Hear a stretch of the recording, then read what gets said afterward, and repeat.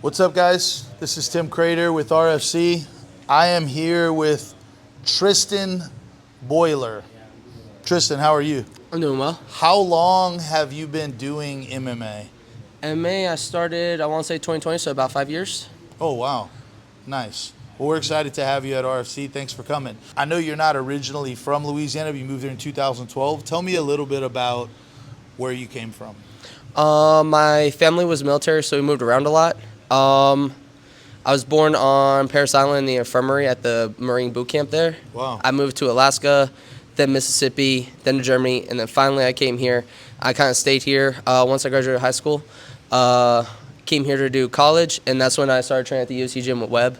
And I started there about 2018. Every fighter kind of has a origin story. Like, what inspired you to do this crazy sport? What did you see, or was it a UFC, or did you go to a local show? What was your origin story that said, you know what, I'm going to do this?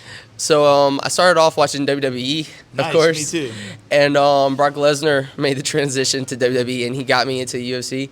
But I remember reading a book, I think it was in high school. It was BJ Penn's autobiography, and that's what really got me into the sport. Yeah, you definitely like the ground game. Yes. Yeah. Where do you train? You train here in jiu-jitsu? Yes. Do you have a belt level in jiu-jitsu? Yes, I am a blue belt. Nice. Pretty good blue belt. I've watched some of your fights, so good blue belt.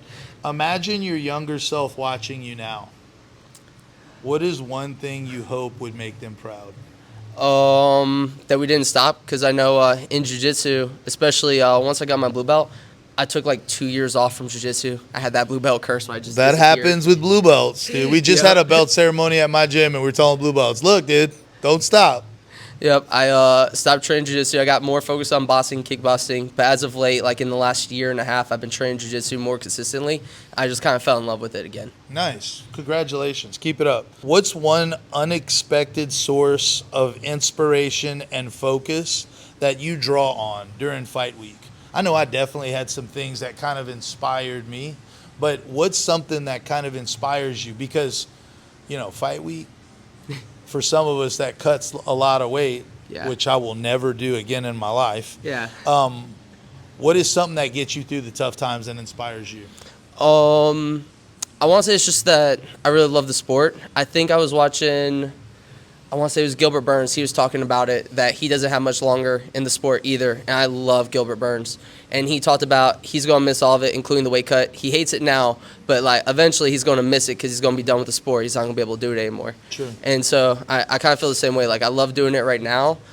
Well, I hate doing the weight cut, but I love doing the sport. And I know eventually I'll miss it if I don't continue doing the sport.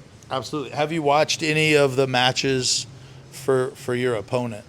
Yes, I was only able to find one. I saw his last one. He went with, I think it was Alec Mundell. Yeah.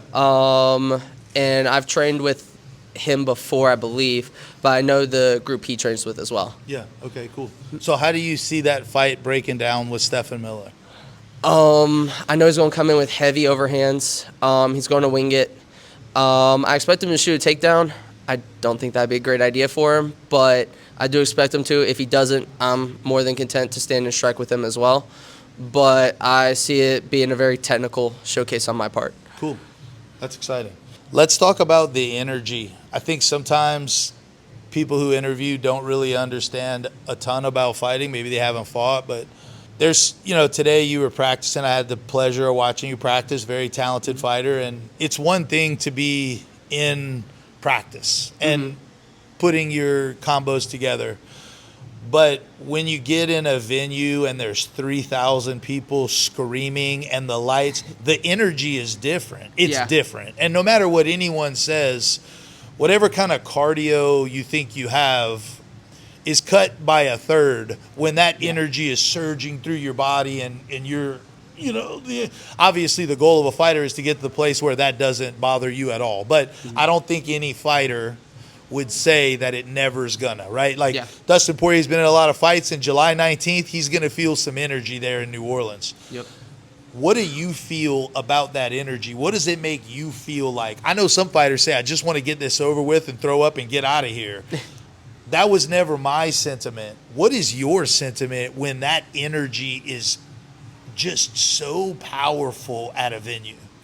For me, if I'm fighting in my home field, it's a lot of pressure because I know I have a lot of people coming up. Sure. So for me, I don't want to let them down.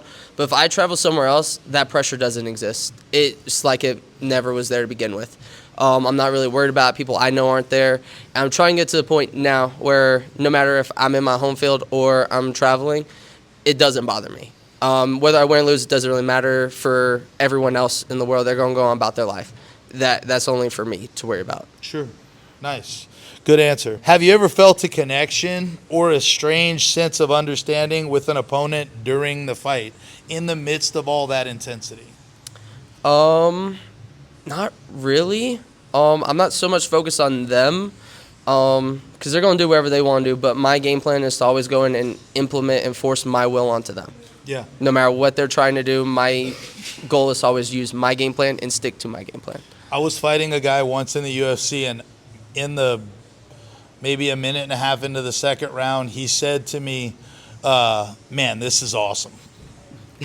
And I was thinking, what is he talking about? Is he telling me stories? And I remember about 30 seconds later, I was like, yeah, you're right. It is awesome. Such a weird scenario, you know? It is. I know in jiu-jitsu, when I'm rolling around, I'll talk to my training partners and stuff too. We'll crack jokes. Same thing in the middle of sparring. There'll just be like moments where it's just like, oh, that was really cool. That was fun. Yeah. My buddy Omar, someone I train with a lot, I love taking some of his stuff because he does some crazy, freakish stuff that most people would never do, and it works. Yeah. And I like implementing that into my game. After I choked Nick Cajundome, he said to me, that was an incredible choke. Can you show me that in the back? And I'm thinking like, wow, I want to celebrate. Yeah, sure. And I don't know, we have a good friendship now, but yeah. Well, the fans are excited. We're excited. Stephen Miller's a tough guy. You're a tough guy. We look forward to a great fight. What can the fans of RFC expect from Tristan Boyler on June 14th? A lot of high energy, a lot of pace, pressure, and hopefully just a technical masterpiece. I want to put on a show and show off my skills as opposed to just going in head first and just trying to wing it. I want to show a technical masterpiece there. Well, I'm excited to have you. You were handpicked by me, and so we're excited to have you. Thanks for coming, and we look forward to seeing your performance June 14th. Thank you. Thank you, guys.